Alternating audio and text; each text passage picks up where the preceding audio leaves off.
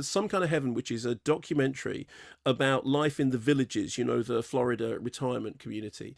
And it's described as Disneyland for retirees, or God's waiting room. And it's got this reputation for, giving those in later life kind of second lease of life. But what Lance Oppenheim does is he focuses in on residents who don't necessarily fit the idyllic profile. There's a woman who has lost her husband and isn't in the retired state that so many around her. She has to keep things together. She's hoping for company, which seems to kind of present itself in the shape of a man, but you're not quite sure. Then there's a couple, one of whom basically appears to be developing a dependency on drugs, which lands him in hot water. And then there's Dennis, who is living out of a van and says very, very clearly that what he's there for is he wants to find a rich woman who he won't be embarrassed walking down the street with and can give him a house.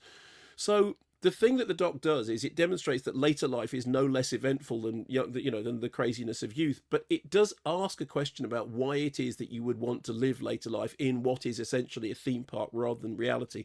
The film is co-produced by Darren Aronofsky, and it's shot in this way which really emphasizes the artificiality of it. One of the things that they were using as a kind of mood board was Todd Haynes' Safe and Tim Burton's Edward Scissorhands, and it does create a strange dystopic fairy tale world in which, I mean, it's really entertaining. And it's a really entertaining, eye-opening film. It's on Dogwoof on Demand, and it's also on other streaming platforms, but Dogwoof on Demand is the first place to go looking for it.